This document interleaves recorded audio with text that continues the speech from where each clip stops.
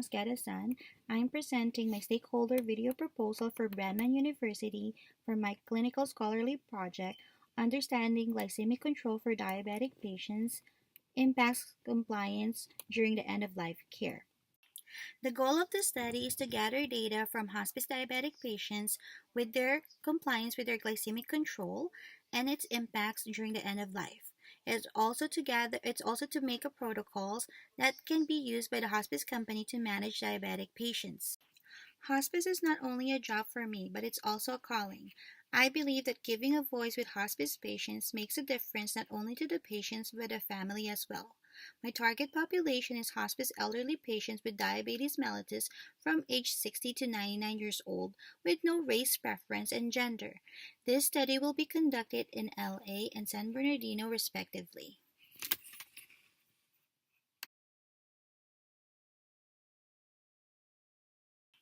Hospice care is a type of care for patients who have life-limiting diseases such as cancer, end-stage heart diseases, respiratory, Alzheimer's, and dementia. This was defined by NHPCO in 2015. The goal of hospice is for comfort management and the preservation of life. According to Lee, Jacobson, and Johnson in 2016, American Diabetic Association have a guideline for diabetic patients under hospice care. However, the tight glycemic control is more likely to harm than helping the patients. Patient with diagnosis of diabetes mellitus is life-altering and challenging.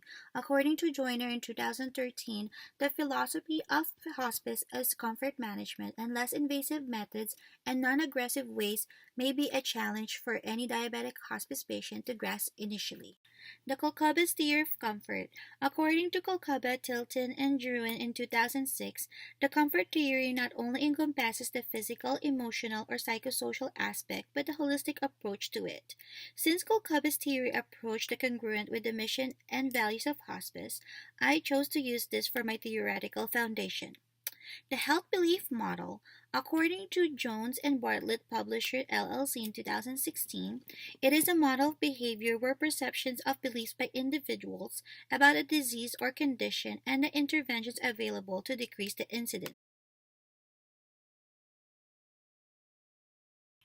The implementation process. I will be using two groups for my project, the drafting of informed consent and needed approval from the IRB. Once the IRB and hospice companies approve, the project will move to the next step.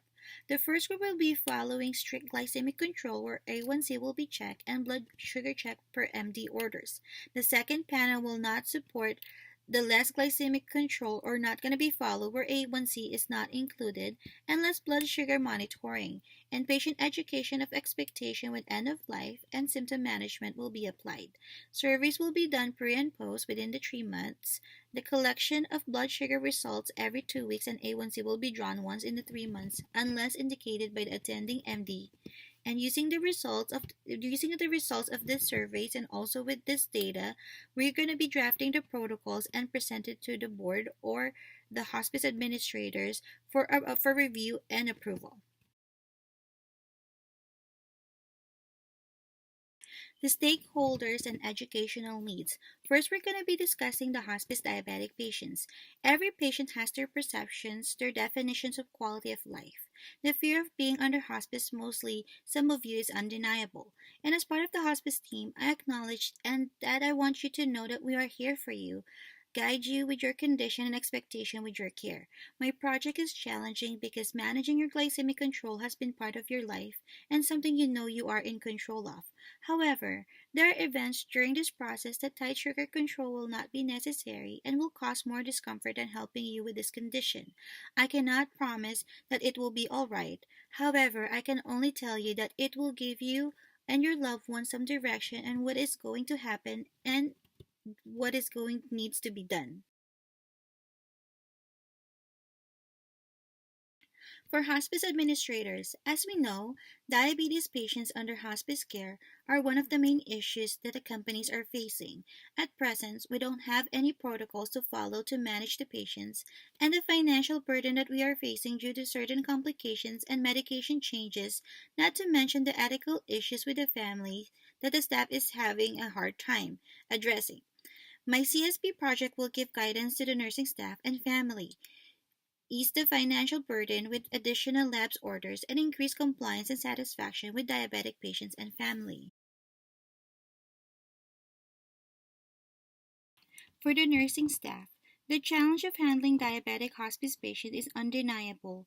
Every day we are facing family struggles of their loved one's condition and the anticipatory grief they are facing losing their loved one that had been part of their life. Nurses plays a big role with education and guiding patients and families with their condition and expectation. I understand how hard to be positioned where your beliefs are tested. However, this is for the patient's benefits and their quality of life. Furthermore, let's not forget that our patients rely on us to be their voice. And let's not forget that while we are here, we have the brain to think and a heart to care. Thank you for watching my presentation. I hope you learned something new. If you have any questions, please do not hesitate to let me know. Thank you and have a nice day. Bye.